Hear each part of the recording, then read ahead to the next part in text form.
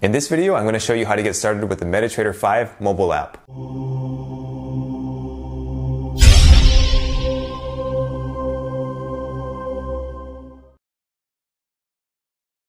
Okay, the first thing you want to do to get the MetaTrader 5 mobile app is to go to the Apple App Store or the Google Play Store and just download it.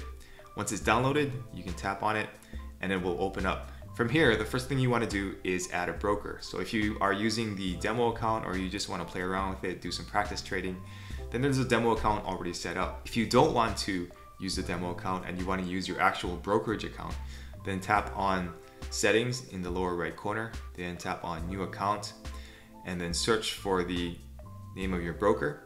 And keep in mind that you already need to have an account set up in order for this to work. So set that up first, and then you can come back here and add it to MetaTrader 5. If you already have a brokerage account, then just tap on the broker, put in your username and password, and you're good to go. In this example, I'm just going to use the demo account in MetaTrader 5.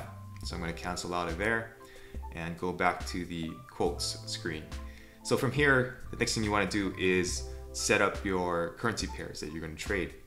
So in order to do that, tap on the plus symbol in the upper right corner, go to the whichever list that your broker has, and then you can start adding currency pairs. Just tap on the plus symbol on the left side to add the currency pair, and then once you're finished, you can tap done in the upper right corner, and those currency pairs will be added to your list. Now if you want to edit this list, tap on the pencil in the upper left corner, and in order to reorder these currency pairs, tap and hold the handle on the right side, and you can move the currency pairs up and down according to how you want them to be ordered. Then if you want to remove them, you can tap on the little circle on the left side and you'll get these red check marks. Then tap on the trash can icon in the upper right corner and those currency pairs will disappear. Now in order to get out of this edit mode, tap on the pencil again in the upper left corner and you'll come back to your watch list screen.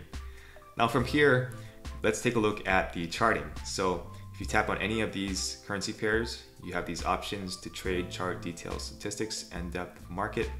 So let's go over chart. So this is what the default chart looks like. Now let's go over the screen really quick. In the upper left corner, you have the time frame. So if you tap on that, you can change the time frame. Then the next icon here is the crosshair. So if you tap on that, you can easily get the crosshair up and it'll show you the values of the crosshair on the bottom of the screen and on the right of the screen. You can tap on that to make it go away. And then the next thing is functions. So you can add indicators to the main window. You have all these indicators that you can add. So let's just try adding Bollinger Bands. You can tap on done and you get some Bollinger Bands here. Now it's also useful to remember that if you turn your screen sideways, it makes it a lot easier to see the chart because you have more real estate to work with. So you can pinch and zoom on the chart, and I'll move that back because it's probably kind of annoying on the video. But you get the idea. You can pinch and zoom on any time frame and you can move your finger back and forth to scroll the chart. The next icon to the right of that is the objects icon, and you can add things like vertical and horizontal lines, trend lines, arrows, etc. So let's tap on add object, and these are the options that they give you.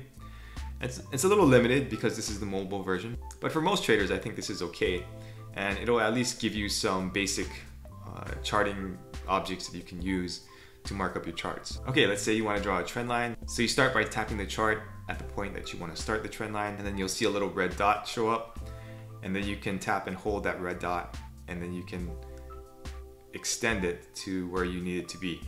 Now you'll see that there are handles on the trend line.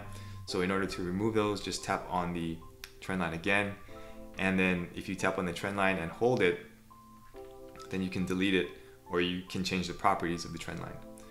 You can also just tap anywhere on the chart and it'll show you options for trade, indicators, object settings, and you can change the object and it'll go back to the trend line. Now if you want to delete the trend line, you can either tap and hold it and you can delete it that way, or you can go into these objects and then swipe left on this and delete it, and that's how you can get rid of your objects. Okay, so continuing across the top, in the upper right corner, you can hide and show the trading buttons. So this is going to be your sell, this is going to be your buy price, and in the middle is the lot size. So you can change the lot size to whatever you want. And then once you tap a button, then that will execute the trade at that lot size. So if you want to trade a 0.01 or a micro lot, then you just set that here, and then you tap on either the buy or sell button, and that will execute a trade for you. So the trade happens in one tap, and you can see here on the screen that I have a buy at this price, and it's a 0.01 lot size. Okay, in order to manage that trade, you can tap on the trade icon in the bottom menu, and you'll see your trade, you'll see your profit and loss, and you'll see your balances. Okay, so now to manage this trade, you can tap on the trade here, and it will give you some options. You can modify the position, you can trade again, you can see the depth of market, or you can see the chart. You can also close the position by tapping close position.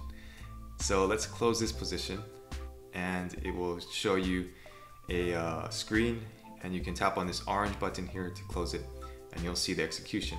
Now if you go into your history in the menu on the bottom, you'll see the trade that you just did, and then you'll see your the stats on that trade. And if you tap on any of these trades, you can see the swap, the charges, etc. And then you can also see if you have any open orders and deals. And then there's one last thing I want to show you.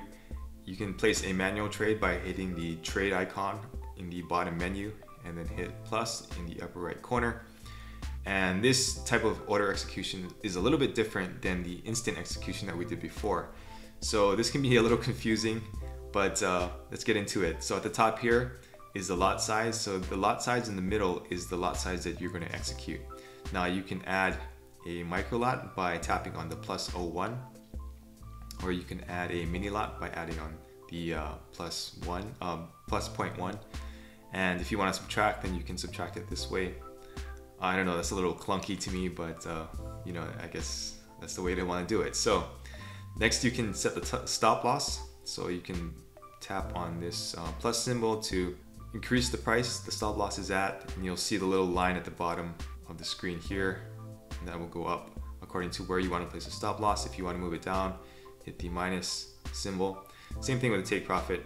So you can tap on the plus symbol to make the take profit go up, and then you can tap on the minus symbol to make it go down, and you can tap on the price itself in the middle, and that will bring up the keyboard or the keypad in order for you to enter the price. And finally, we have the deviation, and that's how far, it's basically the slippage, how much the price can deviate from your set price in order for the order to execute. So if you wanted, so if you're willing to take maybe 2 points less on the take profit, and you want the order to be executed right away, then you might put 2 points in the deviation, and that'll give you 2 points of kind of like a buffer for the take profit and the stop loss. Same thing if you're entering a pending order. Now, talking about pending orders, if you want to enter a pending order, you can tap on the screen at the top where it says instant execution, and you will get a menu on the different kinds of orders that you can enter. You can select one, and you will get the options for that type of order. All right, I hope you found that video useful. If you have any questions, let me know below. If you did find the video useful, hit the subscribe button so that you'll get more updates on videos like these that will help your Forex trading. All right, thanks for watching.